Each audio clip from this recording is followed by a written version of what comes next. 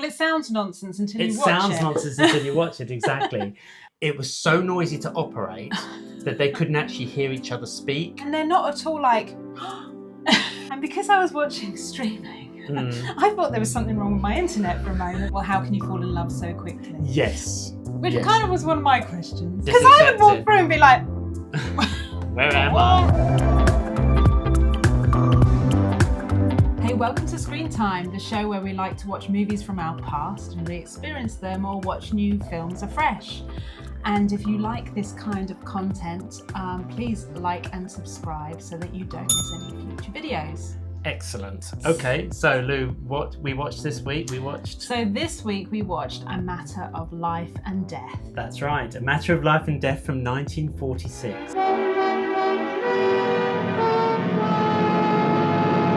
Now, Lou, I mean, it's such a great movie, but let me go through the quick premise first and we'll talk about it. So it was 1946, was 1 year after the war finished. So it was a really current movie at the time. It's about this pilot who radios home.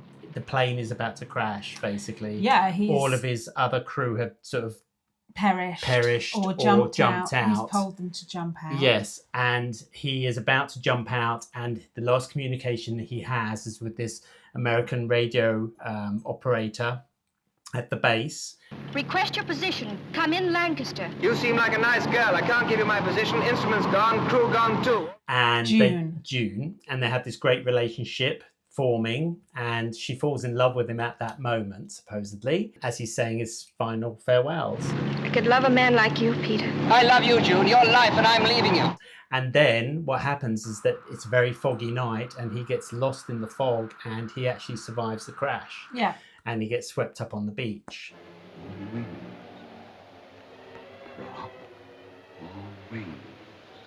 But what's interesting about this is that he has a very vivid imagination. Well, it can be taken two ways, can't it? Because it's either his imagination or it's reality. Yeah. And they both work, Yes. which is really clever about this film, I think. It sort of takes into different people's perceptions of sort of reality. Yes, isn't it? exactly. It's so basically Beliefs, he should have died. He was due here half an hour after me. This is his section, and he hasn't reported. So he's either AWOL or there's been a mistake. This is what the premise of the story is. He should have died, but his celestial conductor, who was meant to collect him when he dies to bring him up to heaven, loses him in this fog. Everything was calculated except for this accursed fog. The pilot jumped, he got lost in the fog. I missed it. And he blames his terrible pea super fog. And he... He's quite the character, isn't he? He's great, yeah. He's such a good actor. His name is Marius Goring. Marius Goring. Marius Goring. And he plays this sort of French sort of, he loses his head in the French Revolution. I joined in the so-called second germinal of the so-called glorious French Revolution.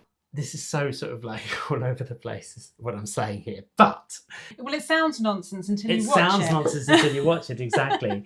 And so he has to come and basically try and take him back, even though he's living and he's now fallen in love with June. You're Peter.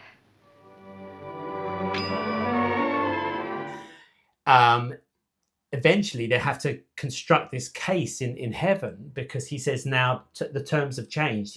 Because of their mistake, he's fallen in love with this girl. He fell in love with the girl just before he died. Yes, is what the thing is, because he should have died, and in that time they've fallen in love. Yes, exactly. Yeah. So there's a proviso to the situation. Yeah, but they're kind of questioning, well, how can you fall in love so quickly? Yes. Which kind of was one of my questions. Oh, really? What do you think the next world's like? I got my own ideas. Peter. Well, okay. All right. Fair enough. I mean... go ahead. No, I mean, I liked the movie, but I mean, and it was very, it's very intense.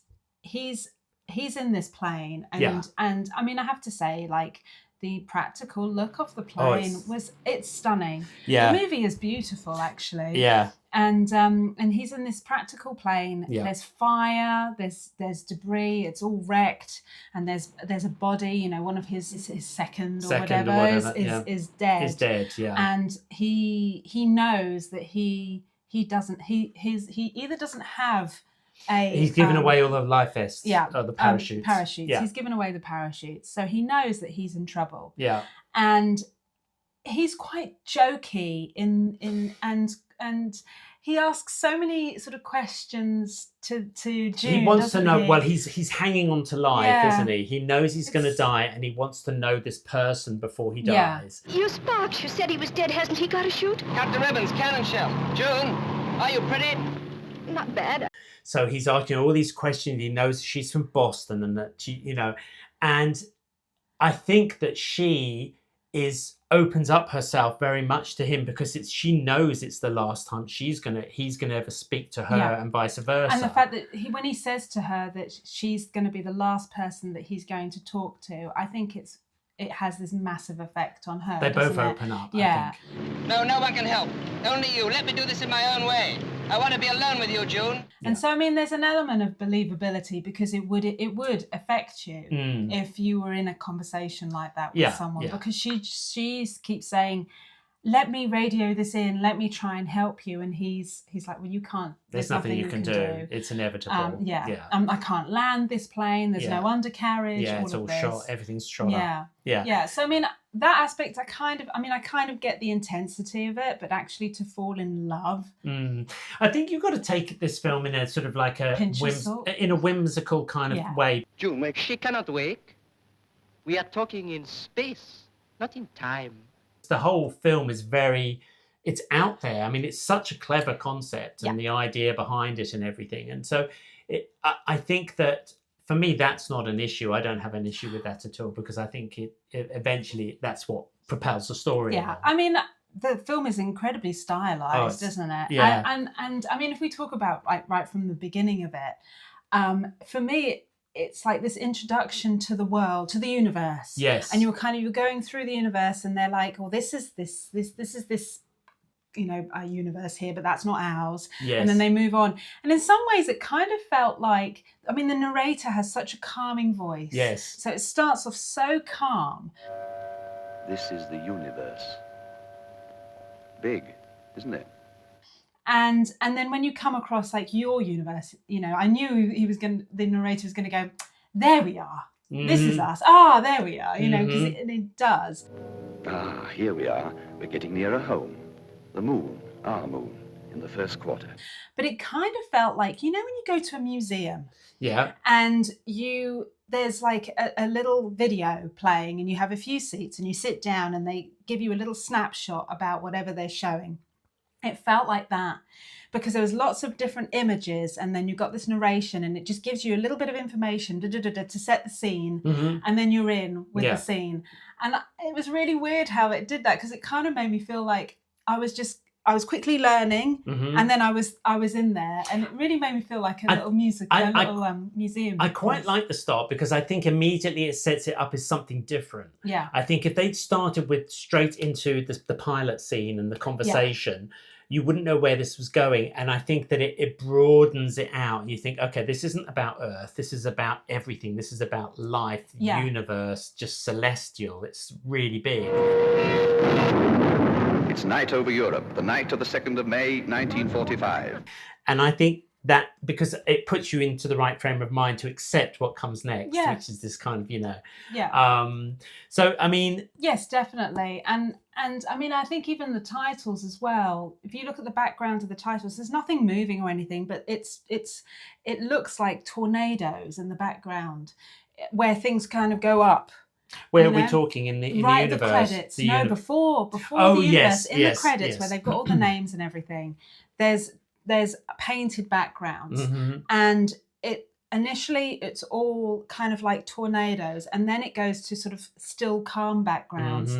So essentially, I mean, it could be an element of the up and down. Yeah. In a way. Yeah. But very sort of subtly, and then the calm at the end, possibly. But I love the flip on this as well, because I think at the time there was expectations that when you go to fantasy, it's brightly coloured. I mean, like The Wizard of Oz, that kind of thing, that example. It's all bright and Technicolor for the fantasy element of the movie. Yeah. And then the reality is kind of a bit more mundane in its colour schemes, or black and white or sepia or whatever. And in this film, they flip that dramatically, where real life, and it just shows what the intention is. The intention is to value the life part of it, rather than the death part of it. And it's hyper saturated, isn't it? I mean, it was done in Technicolor. Yeah, and the that's character that's a says, joke. There's actually a joke. Yeah, the conductor, as soon as he arrives, doesn't he? He says, "We're starved of Technicolor up there." Yeah, something. exactly. Which I love that. Yeah. When he's starved for Technicolor up there. And I think that character, I mean, obviously he is kind of working for the afterlife, and the intent is kind of a little bit menacing. Yes.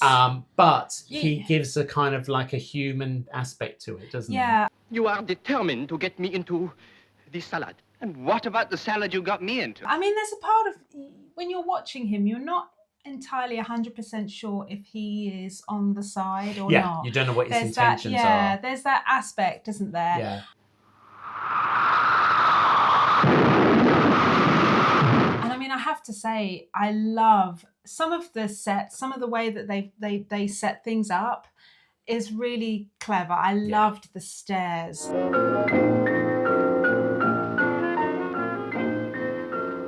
So they had to build this thing on the stage, and it was so noisy to operate that they couldn't actually hear each other speak. Oh, wow. So they were actually acting like this, and all of the technicians that were making this thing work were all wearing ear protection, because it was such a huge thing that they were literally hauling up. Yeah. Peter, come back! Peter! And then it's real clever use of like matte paintings and stuff in there as well. I mean, it's such a strong visual image that I think that they aped it again in lots of different movies after that. Wow, yes. It's quite dramatic. You've got all the statues of all the various kind of like historical figures as it goes up and stuff. Yeah, exactly. It was like 106 feet long, and just an enormous set. Absolutely enormous. Yeah. Yeah, I mean, they use it in quite a few scenes, and I loved looking at that. I think the whole use of I think it's really interesting because the whole heaven being in monochrome, they actually shot it in colour, but then they just desaturated the film. But it's all very corporate. Name and rank.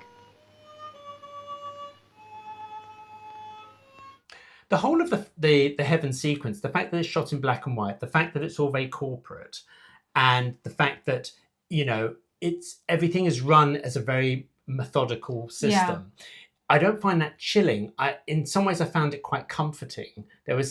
And normal. And it's almost like the chaos that comes with it because of this one mistake makes it make sense. Yeah. If you know what I mean. Well, because they come through the door and it's really weird. I found it a little bit weird because, I mean, in some ways they're all coming through together, because it's like, groups that have obviously fought together and lost their lives together. But they come through the front door and they're not at all like... They just Because I would walk through and be like... Where am I? Like that, a bit nervous, like, not sure if I should sign this. But they're like, hey, Well, they've got you've got the Americans coming in. I mean, it's kind of, it's of its time. Yeah. You've got all like the American jocks coming up. Officers' quarters, of course. We're all the same up here, Captain. Excuse me. But it is, you're right. There is, they all like filter through. There's like the little reception area where they come and they sign, they gather things and they go through a door. So it's very, very structured, which I imagine it would be very comforting to have the structure, because if you walk through and there's like a ton of people and you're like, well, I don't know whether to go to A or B or whatever. I kind of... I mean, I think... the whole colour black and white thing is really cleverly done. Well, that makes it a lot easier for the viewer as well, because then when you're hopping between back and forth, you know exactly where you are. They don't need to do anything. One thing that was quite interesting also, though, is when Peter's the airman who is meant to die, but he doesn't. Peter starts to have moments where he where time stops for him. Yes. Or it doesn't stop for him, it stops for the people around him, and then he sees the conductor. Yes. And this is where he's doing his dealings. Yes. And they're saying, well, you should have died, you need to be in heaven. Mm. And everything stops. And there was one moment where when he's found June, Mm-hmm. and he has the doctor who's helping him, Mm-hmm. they're playing ping pong outside. Yeah. And there was a moment that they were playing ping pong and suddenly it just paused.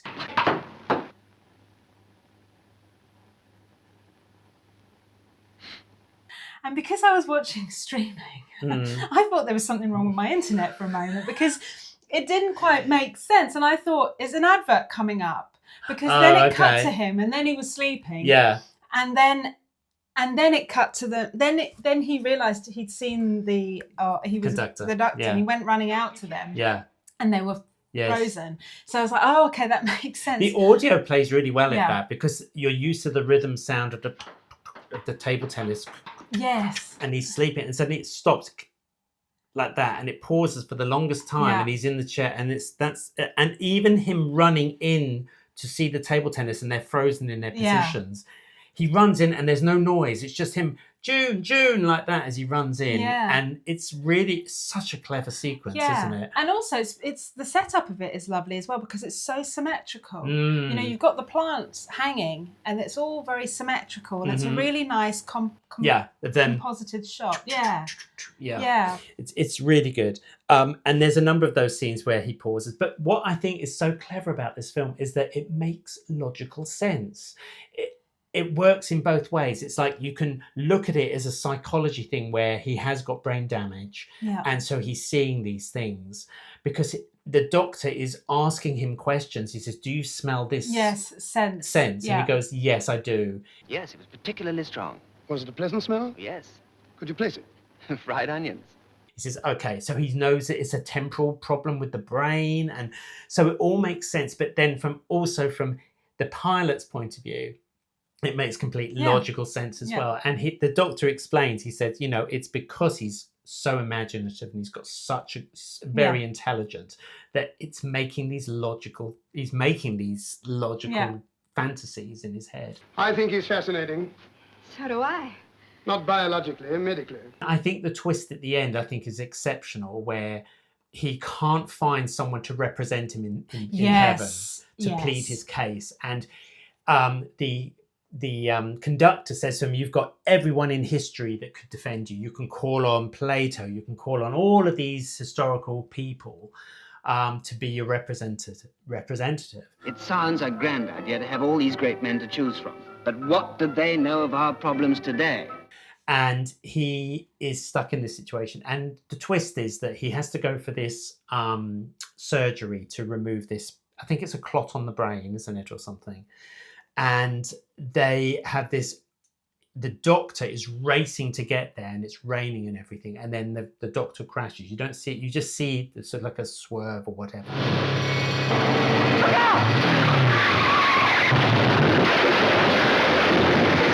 And then the next thing you know is that the doctor appears in heaven at his side to represent him. And so, okay, that makes absolute sense. It's really perfect. Because he wanted someone of the time, didn't he?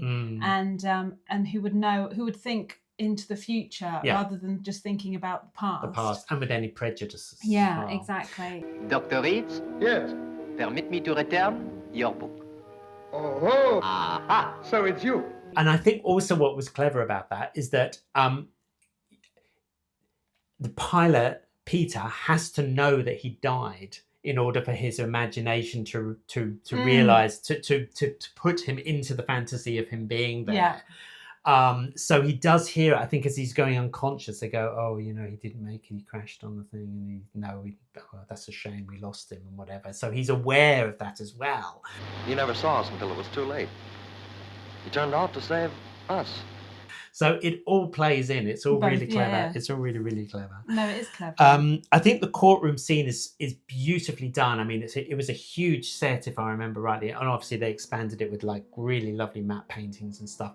But they had very, very strict boundaries of all the different races and different, so everyone was represented as far as the wars through history were concerned and stuff. And I think in some ways it kind of that dates it in some ways because you've got all the but I don't think it ruins the film. I think in fact I think it makes it almost kind of, well, it cements it, doesn't it, Yeah. at a certain time. yeah, But I mean, you know, you can just acknowledge it, Yeah. can't you? yeah, I mean, I liked that scene, and I liked when they pulled out, yeah. because they say at the end of that scene, they're like, well, we need to go and go Witness. down and witness him, and they Yeah. go down, and so they do quick pull away of where they were, and it's a bit like Olympus in a way. The court will adjourn.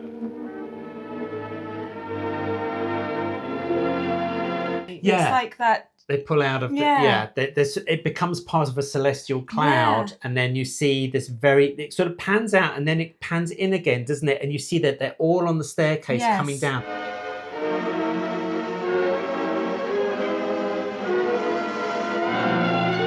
But also, you've got it's like a coliseum in a way. Yes, where they're actually having the Yeah. trial. Sorry, yes, I Yeah. see what you're saying. Yeah. And I was like, oh goodness, I didn't, because you go straight there and you don't really know whereabouts you are. I thought maybe we were in some sort of building or something, and then when it pulls away, you think, oh my goodness, It's really clever. It's isn't very it? And I clever. think there's a really strong shot where they're coming down the escalator Mm. to witness what's going on in the surgery. Yes. And that's when you see all of these characters in colour as they come down. And I love that they have to prove that she is in love with him and he is in love with her. And they can take his word for it that he's in love with her, but Yeah. they need proof that they say, well, how can we communicate with her? She's not dead. We need to communicate with her. And then when they freeze time, when they come down and they see the surgery, Yeah. they freeze time, and he moves. Peter comes out of his body and comes and joins them on the steps. Yes. Yes. And then I think it's the doctor says, well, look at June. And June's got a tear running That's down. right. It's frozen on her cheek. And so they have to take the evidence. They get a little petal and they scoop up the petals to prove. Some pretty bits. There's some great moments Yeah. in this. It really just so It's like the beautiful. small little subtle hints of love, isn't it? Mm. That's it. The only real bit of evidence we have. And I mean, that's all you really need. Yeah. Yeah. There's a moment that I love in the film where June, after she's speaking on the radio and she's sort of cycling back and whatever, and she goes to meet the doctor for the first time, Mhm. and the doctor is just in this room with his camera obscura. It's this huge Oh, table. yes. Surveying your kingdom? The village doctor has to know everything. You'd be surprised how many diagnoses I formed up here. And he's got a mirror, a reflector up on the roof, and he can move it around and view the town, and it's all projected on this big table. Yeah. And he's saying, oh, there's Mr. Thimble, oh, he's late again, and and here's June, here she is cycling down the road. And I love that sequence because it's Well, it takes you, It puts takes- you on a higher plane, doesn't it? gives you a God view Yeah. immediately, doesn't it? Yeah, exactly. And Um, it puts him in a different kind of position as well. Yeah, he's like the overview. Yeah, and in some ways, the way everyone interacts with him, he is that kind of person for the town. Yeah. It's like they all sort of, acknowledge him. Yeah. Yeah. Yeah. Yeah. It's good. It's good. It's really, I did. I hadn't watched this for quite a while. So what were your impressions of it like after a while? Because I've watched this film a lot over the years, so it wasn't a surprise again to watch it for me. I mean, I laughed, I guess, a little bit with regards to the romance because it was a bit like, it's a bit like, oh, come on. But I really enjoyed watching it. I think the shots, the way they're set up, the way it's lit is stunning. There's some really beautiful locations, even when he's running along the beach and he comes across the naked boy was a bit weird.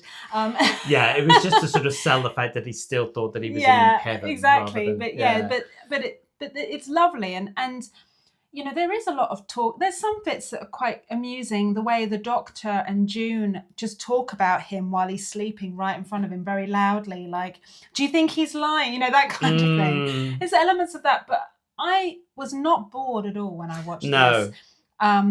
No.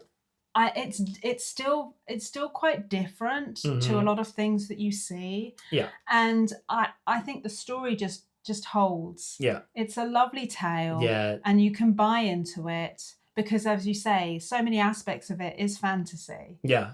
Definitely. So I still got a lot out of it from watching it. Yeah. Yeah. No, that's good. Yeah. I was going to say something, but I completely forgot It's what I not was going to different. say. It's kind of the usual, though, isn't it? It is usual. Do you want to consult your notes? Oh, Johnston. well, one of the other aspects, I mean, it's going into the visuals again, but I loved the rolling in of the fog. Oh, over the world. Yeah, Mm. I thought the fog, the way that they had it coming in was really lovely. And there were aspects of it, they knew that if you saw everything in detail, then it wouldn't sell so well. So a lot of things were quite dark and you saw the sort of fog kind of cover things and stuff. So it worked quite well. I think the blends between the Yeah. different elements of that scene is really clever, actually, because they sort of zoom in on the planet and then they move in onto the UK and then the mist rolls across, and it's a good blend Yeah. because then it turns to a complete cloudy sort of environment, and Yeah. then they cut to the plane, don't they, after Yeah, that? exactly. So in terms of like a rewatch, Yeah. and I know that you know this film quite well, but how do you rate Yeah, this? I do love this film. I do come back and visit it quite a lot, and I think there's something comforting about it. I'm going to give it 8 out of 10. Okay, yeah. I think I'll give this a 7. Okay. Yeah. Yeah. It's still good for me. Yeah, Still it's good great. for me. Yeah. So yeah, and if you like this chat, please like and subscribe and let us know your comments and how you rate this movie if Yeah. you've seen it. Also, it's called something different in the United States. If you're watching from the United States, search for A Matter of Life and Death and see what your version of it is called, because I know they renamed it. That's that for That's this that. week. Yeah. So yeah, hopefully we'll see you on the next one. Yep. You take care. Thanks so much. Bye. Bye.